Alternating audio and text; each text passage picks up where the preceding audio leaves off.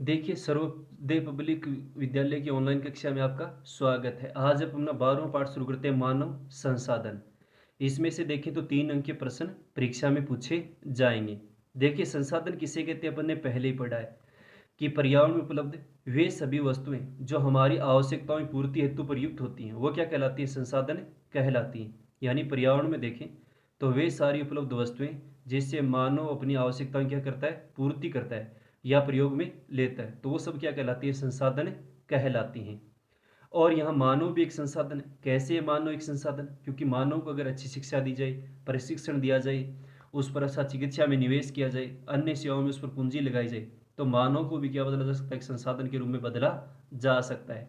देखिए, मानव संसाधन वह अवधारणा है जो जनसंख्या की अर्थव्यवस्था पर दायित्व से अधिक परिसंपत्ति के रूप में देखती है।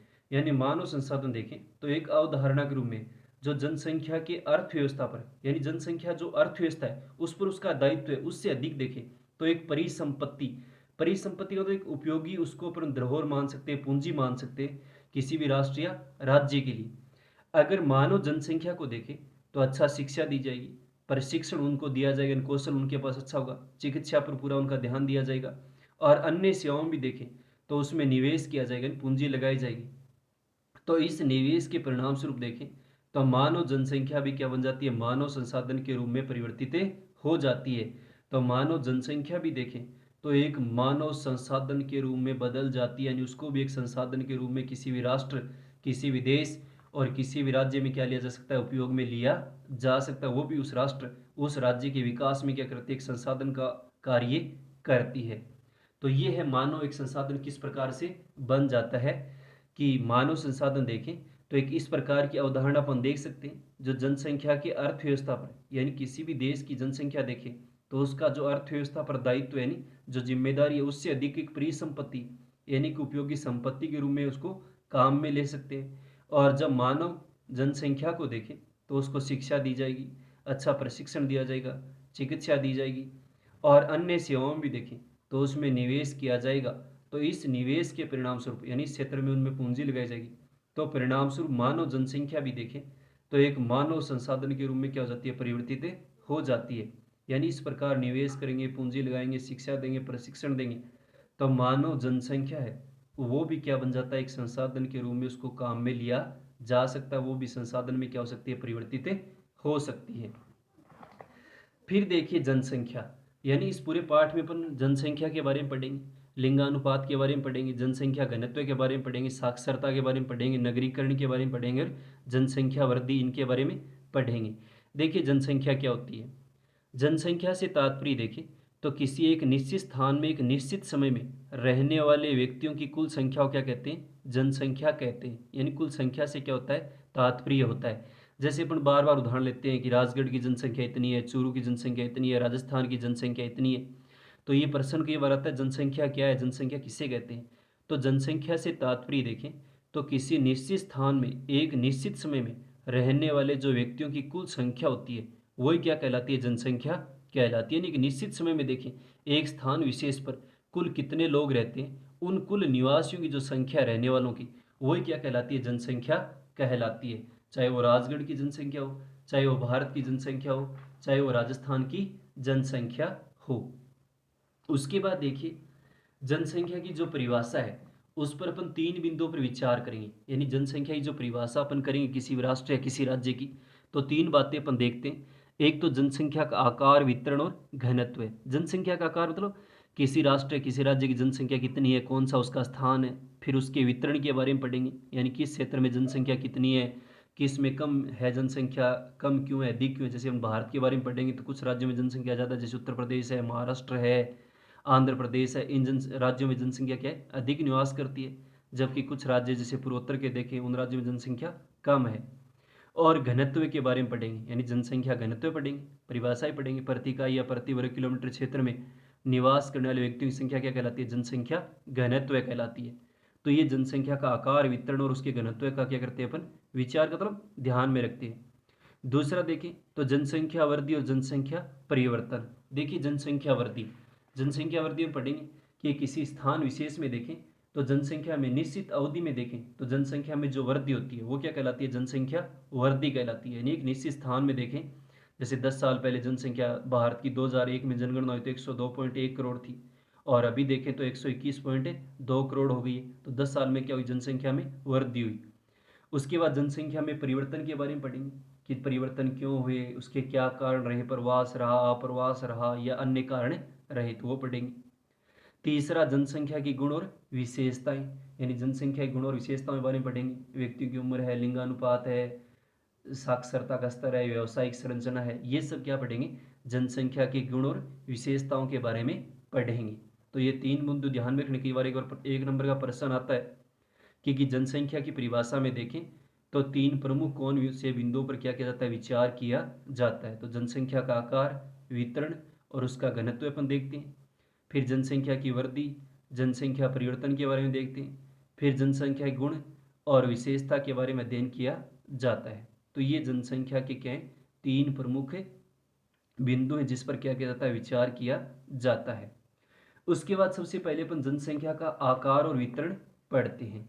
देखिए, भारत जनसंख्या की दृष्टि से देखें विश्व में तो चीन के बाद कौन सा स्थान है, भारत का दूसरा स्थान है। कई बार एक नंबर का प्रश्न आता है कि विश्व में जनसंख्या की दृष्टि से देखें तो भारत का कौन सा स्थान है, यानी पहला स्थान चीन का और भारत का स्थान है दूसरा स्थान।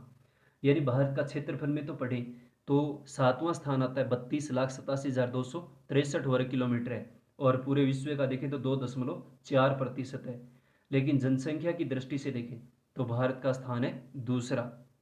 ठीक है।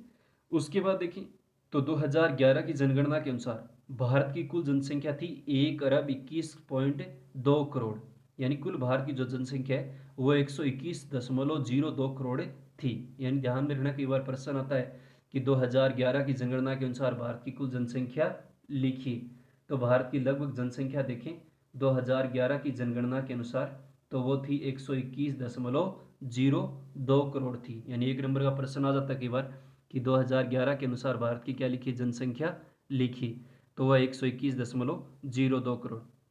उसके बाद देखें तो 2011 की जनगणना के अनुसार भारत का सर्वाधिक जनसंख्या वाला राज्य उत्तर प्रदेश, यानी सर्वाधिक और न्यूनतम ही आपको याद रखने, ज़्यादा कोई राज्यों के आपको प्रश्न में ध्यान में नहीं रखने।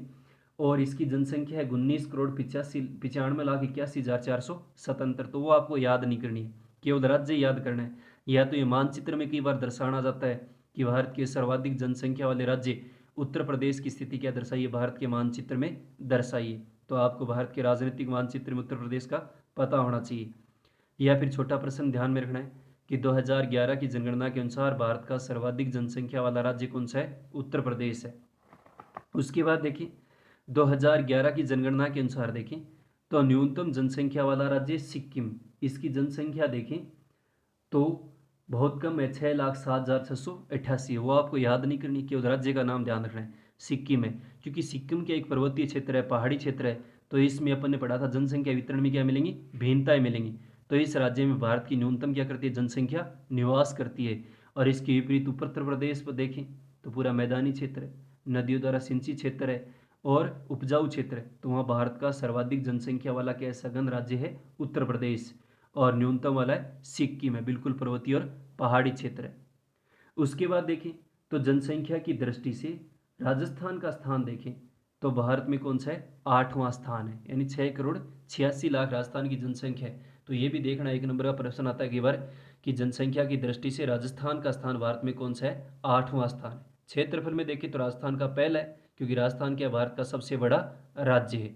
लेकिन जनसंख्या की दृष्टि से देखें तो राजस्थान का स्थान है 8वां स्थान आता है भारत में, जनसंख्या की दृष्टि से अगर देखा जाए, और क्षेत्रफल में आता है पहला स्थान आता है।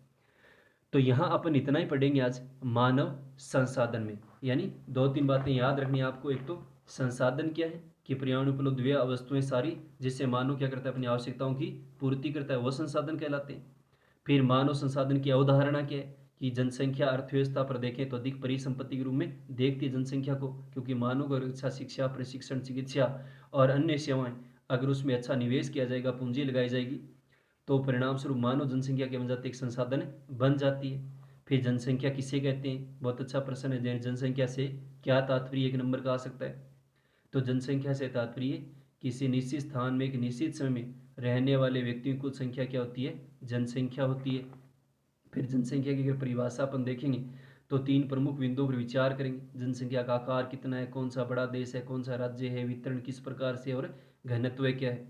जनसंख्या वृद्धि और जनसंख्या परिवर्तन के बारे में पढ़ेंगे कि जनसंख्या वृद्धि क्या है, किसी निश्चित समय अंतराल में जनसंख्या होने वाली वृद्धि, जनसंख्या वृद्धि होती है उसमें परिवर्तन के कारण क्या रहे। फिर जनसंख्या के गुण यानी उसकी साक्षरता, लिंगानुपात, व्यावसायिक स्थिति, इस प्रकार की विशेषताओं का क्या किया जाता है? अध्ययन किया जाता है। तो ये भी एक नंबर का प्रश्न कई बार आता है, ध्यान में रखना है। फिर विश्व में देखें तो भारत का स्थान चीन के बाद कौन सा आता है? दूसरा। 2011 की जनगणना के अनुसार भारत की जनसंख्या आपको ध्यान में रखनी है 121.2 करोड़ है, यानी चीन के बाद भारत का दूसरा स्थान है।